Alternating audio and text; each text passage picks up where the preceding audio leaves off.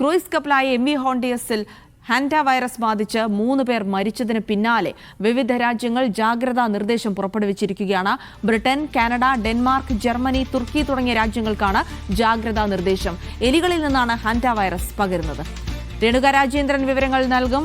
രേണുക, അങ്ങനെ സ്ഥിതിഗതികൾ അത് അത്ര ഗുരുതരമല്ല, ആശങ്കപ്പെടേണ്ട സാഹചര്യമില്ല എന്ന് പറയുമ്പോഴും ഈ കപ്പലിലുള്ള ആളുകളടക്കം ആശങ്കാകുലരാണ്. ഒപ്പം തന്നെ മറ്റ് രാജ്യങ്ങളും അത് പടരുമോ എന്നുള്ളൊരു ആശങ്കയിൽ തന്നെ ജാഗ്രതാ നിർദ്ദേശം പുറപ്പെടുവിക്കുന്ന സാഹചര്യമുണ്ട്, അല്ലേ?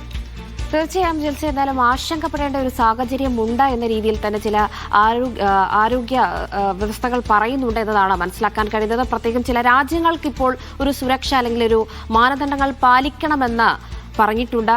പ്രധാനമായിട്ടും ജർമ്മനി, ടർക്കി, അതോടൊപ്പം തന്നെ സ്വിറ്റ്സർലാൻഡ്, അങ്ങനെ നിരവധി രാജ്യങ്ങൾക്കാണ് ഇപ്പോൾ ആരോഗ്യ സുരക്ഷ പാലിക്കണം എന്ന രീതിയിൽ പറഞ്ഞിരിക്കുന്നത്. ഇതിൽ ഏറ്റവും സംശയകരമായി നോക്കുകയാണെങ്കിൽ 3 പേര് മരണപ്പെട്ടു എന്ന് പറയുമ്പോൾ ഈ എലിബാധയെ തുടർന്ന് അല്ലെങ്കിൽ എലിയുടെ ഒരു വൈറസ് ഹാൻഡ വൈറസ് ആ ശരീരത്തിലേക്ക് പ്രവേശിച്ചത് ഈ കപ്പലിൽ പ്രവേശിച്ചതിന് മുൻപാണോ ശേഷമാണോ എന്നൊരു കാര്യത്തിൽ നിലവിൽ ഇതുവരെയും സ്ഥിരീകരിക്കാൻ കഴിയില്ല. വലിയൊരു ആഡംബര കപ്പലാണ് MV ഹോണ്ടിയസ് എന്ന് പറയുന്ന കപ്പൽ. ഈ കപ്പലിൽ എങ്ങനെ എലി വന്നു എന്നൊരു ചോദ്യം കൂടി എന്തായാലും നിലനിൽക്കുകയാണ്. ഇനി പുറത്തു വച്ച് ഇവരെ എലി കടിച്ചതാണോ അല്ലെങ്കിൽ എലി കഴിച്ച ഭക്ഷണം ഇവർ കഴിക്കുകയുണ്ടായോ എന്നൊരു സംശയം കൂടി നിലനിൽക്കുന്നുണ്ട്.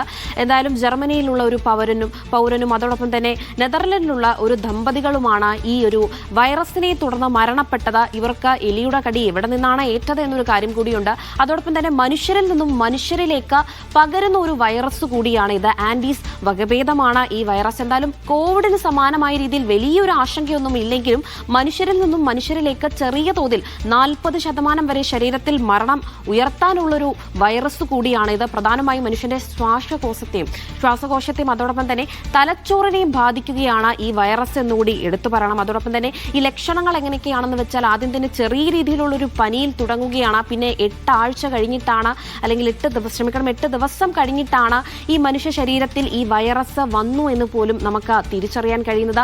ഈ കോവിഡിന് സമാനമായ രീതിയിൽ തന്നെ ചില ലക്ഷണങ്ങൾ ഇതിലും പറയുന്നുണ്ട്. തലകറക്കവും അതോടൊപ്പം തന്നെ തലചുറ്റലും വയറിളക്കവും അതോടൊപ്പം തന്നെ ഛർദി, ഇങ്ങനെ നിരവധി സമാനമായ രീതിയിലുള്ള സിംറ്റംസും ഇതിലും കാണുന്നുണ്ട് എന്നതാണ് മനസ്സിലാക്കാൻ കഴിയുന്നത്. എന്തായാലും ഇപ്പോൾ 149 പേർ ഈ കപ്പലിൽ ഉണ്ടായിരുന്നു. ഇതിൽ 29 പേർ ഈ ഒരു ഭയത്തെ തുടർന്ന് ഹാൻഡ വൈറസിനെ ഭയന്നുകൊണ്ട് കപ്പൽ വിട്ടതായും ചില സൂചനകൾ ലഭിക്കുന്നുണ്ട്. പക്ഷേ ഇത് സ്ഥിരീകരിക്കാൻ കഴിയാത്ത ഒരു വാർത്ത കൂടിയാണ്. എന്തായാലും കഴിഞ്ഞ മാസമാണ്, ഏകദേശം 1 മാസമായി യാത്ര തുടരുകയാണ്. ഇപ്പോഴും ഈ കപ്പലിൽ യാത്ര തുടർന്നുകൊണ്ടിരിക്കുകയാണ്. മറ്റുള്ളവരുടെ ആരോഗ്യ നിലവിൽ തൃപ്തികരമാണ്. മറ്റുള്ളവർക്ക് ചില ലക്ഷണങ്ങളൊന്നും കാണുന്നില്ല എന്നുകൂടി ലോകാരോഗ്യ സംഘടന ഇപ്പോൾ പറഞ്ഞിട്ടുണ്ട്. എന്തായാലും 8 പേർ ചില ക്വാറന്റൈനിലാണ്. ഇപ്പോൾ 8 പേരെ അതീവ ജാഗ്രതയായി അല്ലെങ്കിൽ അതീവ സുരക്ഷാ മേഖലയിലേക്ക് മാറ്റിയിട്ടുണ്ട് എന്നതാണ് മനസ്സിലാക്കാൻ കഴിയുന്നത്. അവർക്ക് ചെറിയ രീതിയിലുള്ള ശ്വാസ തടസ്സവും അതോടൊപ്പം തന്നെ പനി, ഛർദിൽ പോലെയുള്ളവ കണ്ടു തുടങ്ങിയിട്ടുണ്ട്. എന്തായാലും അവരെ മാറ്റിയിട്ടുണ്ട്. മറ്റുള്ളവരിലേക്ക് പകരാതിരിക്കാനുള്ള എല്ലാ മുൻകരുതലുകളും തുടങ്ങിയിട്ടുണ്ട് എന്നതാണ് മനസ്സിലാക്കാൻ കഴിയുന്നത്. എന്തായാലും US ഈ ഒരു